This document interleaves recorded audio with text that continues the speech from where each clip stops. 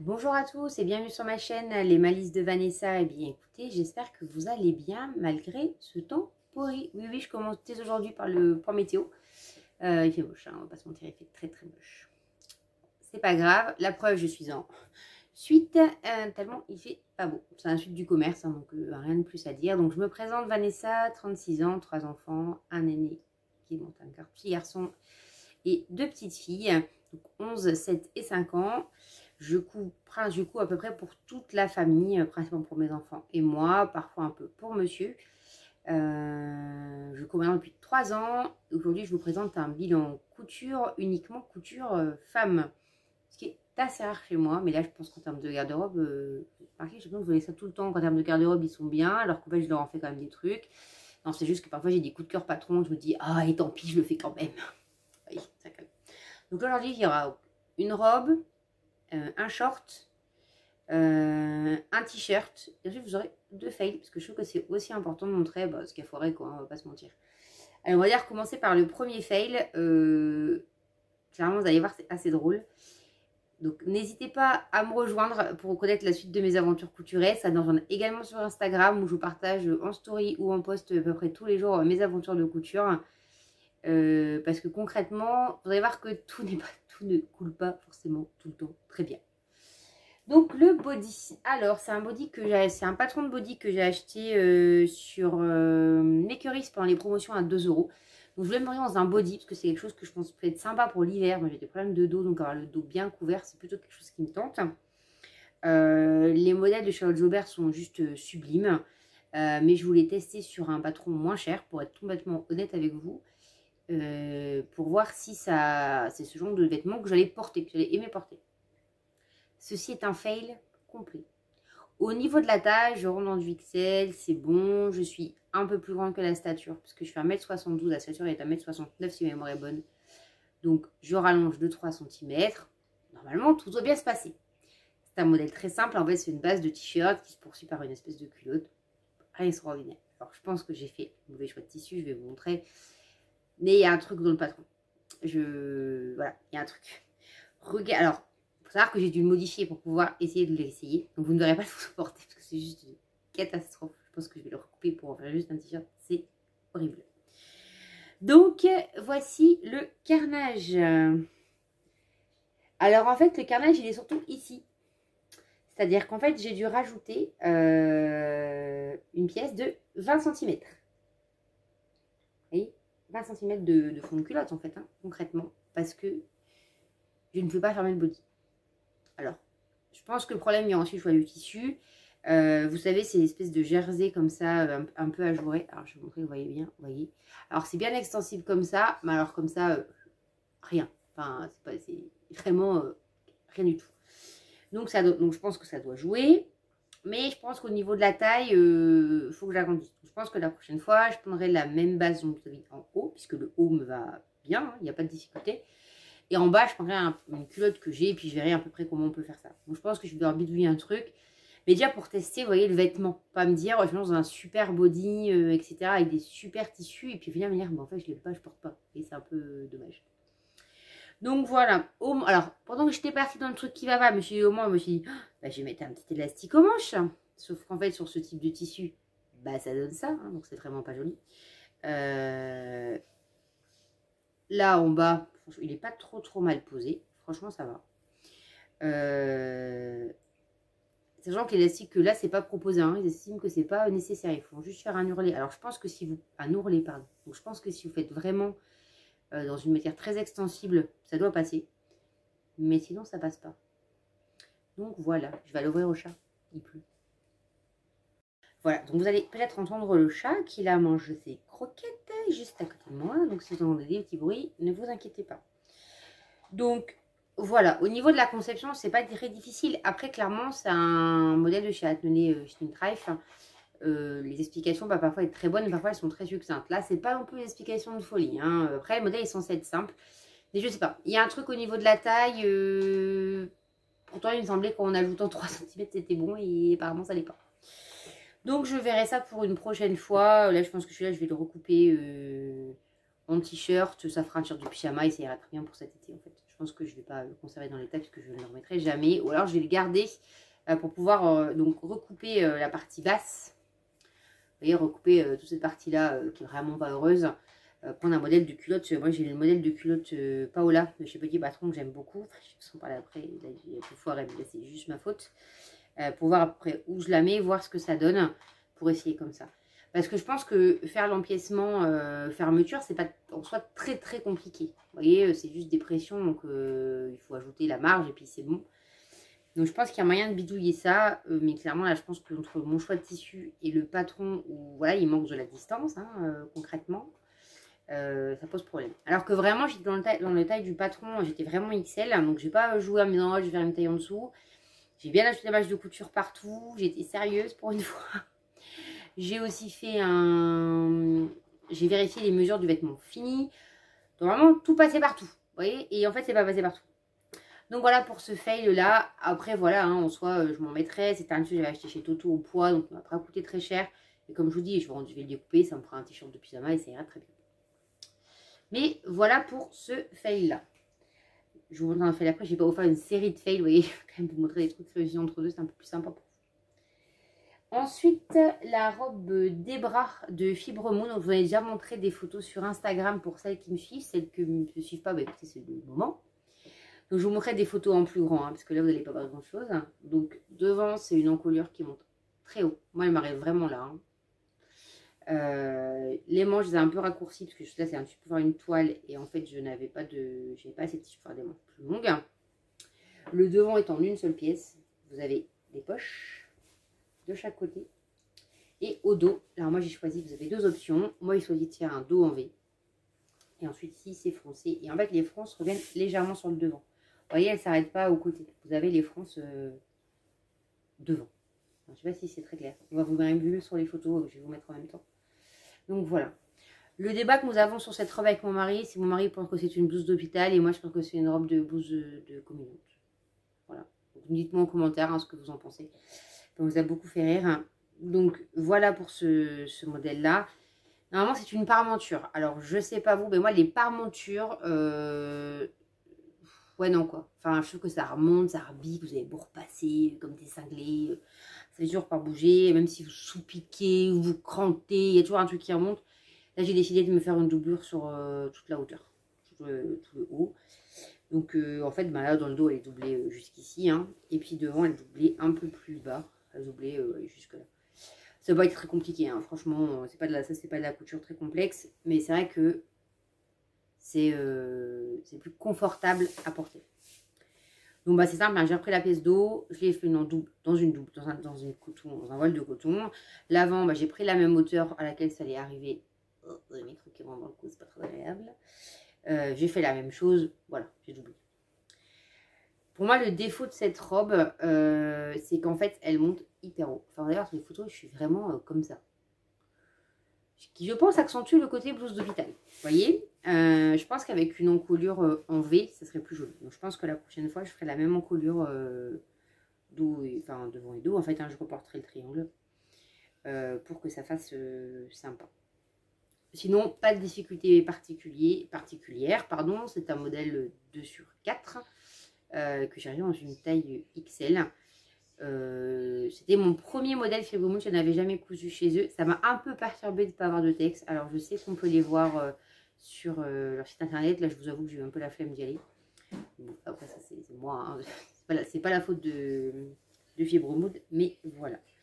Donc sinon je suis bien contente de ce modèle. Je pense que ça, je me mettrai ça l'été, voilà, après une journée à la plage, quelque chose comme ça. Parce que voilà, en plus là j'ai vraiment fait dans un coton à la base, c'est d'anciens draps que j'ai acheté en ressourcerie. Avec des petites fleurs de mamie. Et franchement, c'est super confort, quoi. C'est l'avantage du coton, c'est cette sensation d'être dans un truc hyper confortable, hyper doux. Voilà. Moi, j'aime beaucoup. Donc voilà pour ce modèle, rien à dire de plus. Vous verrez sur les photos, son seul défaut pour moi, c'est vraiment le col qui arrive très haut. J'ai rallongé également la longueur, parce que moi j'aime les choses qui m'arrivent au genou. Je trouve que c'est ce qui me va le mieux. Donc en fait, j'ai pris la longueur XL, tout simplement. Donc j'ai pris la largeur... et la longueur XL, ce qui fait que ça doit me rajouter 2 cm, ce qui fait que j'ai un peu plus de longueur.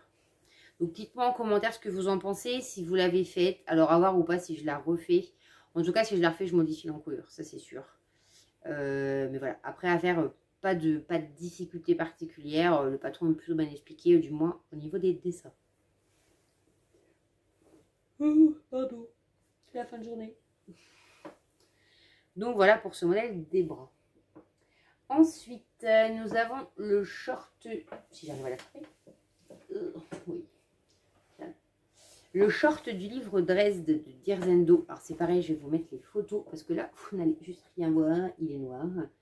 Voilà, donc je l'ai fait dans un double crêpe sergé de chez Benitex que j'ai acheté en coupon de 3 mètres. Franchement, j'en suis hyper contente. Alors, vu le temps, je l'ai bien porté. Concrètement, je ne peux pas vous dire l'avissement du tissu parce que je l'ai mis pour faire les photos. Là, sur les photos, j'ai un parapluie parce que c'était ça où je prenais pas de photos. Donc voilà, donc il a des poches sur les côtés, des grandes poches. Alors ça y est, moi j'ai des enfants. Alors eux ils mettent dans les poches, mais moi je mets tout le reste. Donc ça, je suis plutôt contente. J'ai pas fait de modification au niveau du patron.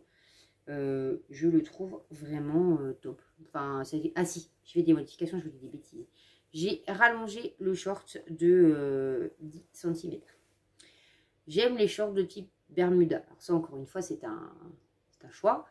Je n'aime pas les shorts trop courts, je les trouve pas forcément confortables. Je n'ai pas la taille mannequin, j'ai les cuisses qui se touchent, je n'ai pas de problème avec ça.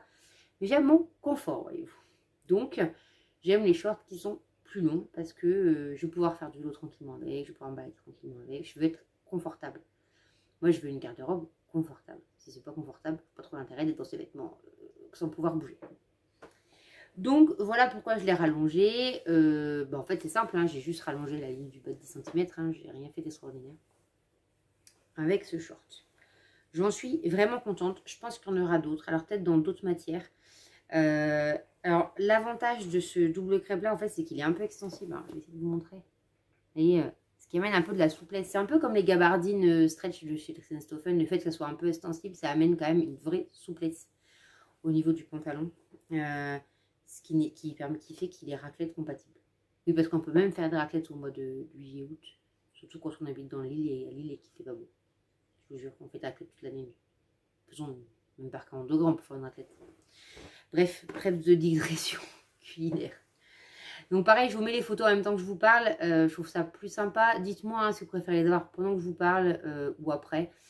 Moi, je sais que j'aime bien les avoir quand on parle du modèle. Je trouve ça plus parlant. Aucune difficulté, il est peut-être un peu bas, il faudrait peut-être que je remonte un peu la ligne là de quelques centimètres. Enfin il me va bien mais j'ai peur qu'à terme il glisse. J'ai pas énormément mis d'élastique parce que je voulais pas forcément avoir un truc hyper foncé, je trouve que c'est pas forcément flatteur pour moi. Mais ça encore une fois c'est une question de goût, il n'y a pas de souci là-dessus. Mais en tout cas j'en suis contente, il sera porté et je pense me refaire un autre. Alors je ne sais pas dans quelle matière. Parce qu'en fait, j'ai pas forcément d'autres matières qui se prêtent à faire ce type de short. Je sais que c'est les soldes là. Je sais pas trop. Je sais pas trop si je craque ou pas. Mystère. Vous verrez ça bientôt si je craque ou pas. Pour l'instant, j'ai pas craqué. En même temps, on est le premier jour des soldes. C'est peut-être pour ça. Deuxième fail de la semaine. Parce que en général, je les accumule. Donc, je vous disais que j'ai la culotte Paola. Je l'ai déjà faite. En général, c'est toujours bien passé. Et là, je voulais le tenter en version taille basse. Parce que vous pouvez le faire en version taille haute, en version taille basse. Je me suis dit, tiens, je vais la tenter en taille basse, ça va être sympa. Il me restait une chute de ce magnifique tissu à paillettes. Oui, je ne sais pas si vous voyez les paillettes. Parce que oui, nous n'avons jamais assez de culottes à paillettes. Il faut mettre des paillettes dans sa vie, mais y compris dans ses culottes, c'est important. Nous sommes des princesses ou nous ne le sommes pas. Voilà, moi j'adore la paillette, j'adore ce qui brille. Voilà, j'assume, c'est pas grave. Je monte ma culotte comme j'ai l'habitude. La seule chose que je modifie, c'est que chez Petit Patron, il n'applique pas forcément la technique du burrito. Moi, je le fais. Ça va mettre le fond de culotte et qu'il n'y ait pas de couture apparente. Jusque-là, tout va bien. Et là, je ne sais pas ce qui me prend dans ma pose de biais élastique. C'est que je pose mon premier biais et en fait, je le mets comme si j'allais mettre un biais rapporté. Vous savez, un biais comme mon couteau. Donc je me retrouve avec un truc qui ne va pas. Je me dis, bon bah c'est pas grave, ton billet va se retrouver à l'intérieur, tu replies, tu fermes, ça fera pas trop. Je me dis, oh, ne fais pas trop, ça va. C'est tout, tout va bien dans le meilleur des mondes, je continue, j'ai fait l'autre côté, et là je fais la boulette dans l'autre sens. Donc en fait, j'ai un côté où en fait on voit un peu l'élastique l'élastique, on le voit sur l'envers. L'autre côté, où il est caché, j'ai abandonné cette culotte. Vous voyez, quand il m'arrive 2 trucs comme ça, sur le même projet, non, je ne vais pas découdre l'élastique autour. Concrètement, c'est une chute. Le but, c'est pas une chute, c'est non. Non, non, non, ce n'est pas possible. Je ne vais pas faire ça. Non, non. C'est pas possible de faire ça. C'est trop long. Trop long, je n'ai pas des journées de 72 heures. Je ne peux pas.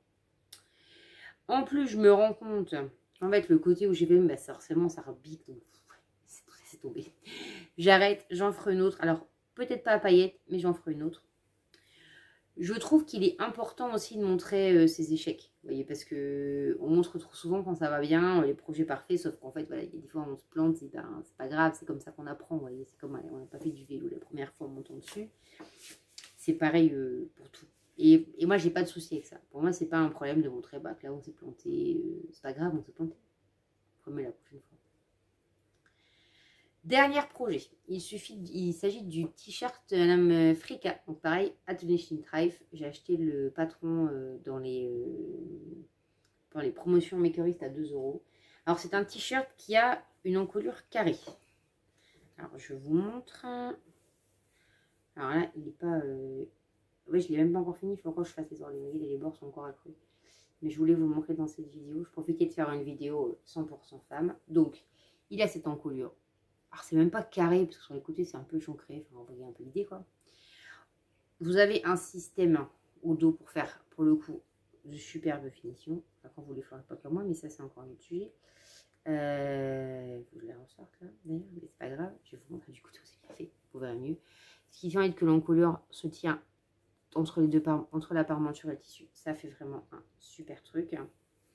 Donc voilà, la longueur est ok. La parmenture par contre n'est pas fine. Il y a juste une parmenture donc à l'avant, ce qui évite le casse-tête de l'angle si on devait le faire avec une bande d'encolure. Par contre le défaut, vous allez voir, c'est que ça a du mal à plaquer sur la poitrine. Vous voyez, moi j'avais vu déjà le t-shirt Wanted de Vanessa Posé. Vous avez vraiment un t-shirt, alors qu'en plus c'est plus décolleté, mais ça après j'ai envie de dire, ça à vous de jauger le décolleté que vous voulez, mais qui plaque bien la poitrine, qui est bien collé. Là ça tendance à être un peu, ça baille un peu plus on va dire. Alors est-ce que c'est par rapport à mon corps, à moi, ou est-ce que c'est le modèle qui est comme ça? À voir au porté, sinon j'en suis contente. C'est un jersey que j'ai acheté chez Benitex dans ma dernière commande, dans mon dernier, vous pouvez le voir. Clairement, là, on est sur des couleurs que je parle pas souvent parce que c'est quand même hyper discret et que c'est pas forcément mon genre, mais ça, c'est pas très grave. Je le mettrai parce que je trouve la forme chouette. Je pense qu'il y en aura d'autres. J'hésite juste à la taille au-dessus, mais juste parce que j'aime bien les coupes de t-shirt un peu lourdes et pas forcément très moulantes, parce que en fait, il me va, on va voir sur les photos, il n'y a pas de souci. Et je pense que la prochaine fois aussi, je redescendrai là, ici en fait. C'est-à-dire que j'aurais bien avoir vraiment une ligne de poitrine qui fasse un vrai décolleté.